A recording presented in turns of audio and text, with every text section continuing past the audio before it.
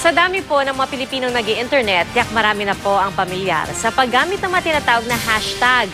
Marami-rami na nga ang nauusong hashtag gaya po ng ODK at yun pong Mima. Pero ano nga ba ang kahulugan ng mga ito? Nakatutok si JP Soriano. Sa mga di pamilyar, yan ang mga uso ngayong hashtag sa Twitter at maging sa application ng Instagram. Hindi mga salita, kundi mga acronym. Sa bansa kasi nating minsang tinaguri ang texting capital of the world, marami na rin ang nahuhumaling sa pag-tweet, pati ang paggamit ng hashtags dito. Sini-search namin, ginugoogle. Oo, tapos Kung anong meaning. Tapos nakikisali na rin. We usually just invent hashtags for humor purposes.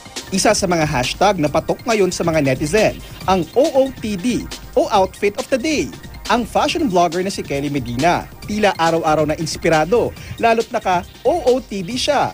Ang iba namang hindi trip pumorma, dinadaan sa POTD o Photo of the Day. Mga magagandang larawan ng mga pasyalan at iba pa. Sa Twitter, kung magugulat ka, pwede kang gumamit ng hashtag na ODK, short for Odyos ko. Kung hindi naman payag sa isang bagay, pwede kang mag-hashtag ng SMH, short for Shake My Head.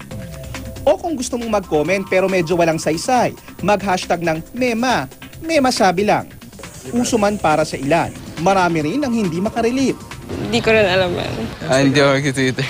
Ano yan? Ano yan? Hindi ko alam. Bawat grupo may kani-kanyang mga jargon, mga terminologies, vocabulary na gagamitin nila para dun sa specific group nila. Dahil kung para sa mga tao, YOLO o You Only Live Once ang pwedeng hashtag. Ang wika naman ay sadyang pabago-bago sa paglipas ng panahon. Ayan, umiiksi yung mga salita. Nakakagawa ng paraan para mas mapaiksi, mas makabuo ng mga bagong terms yung mga tao dahil nga buhay yung wika. JP Soriano, nakatutok 24 oras.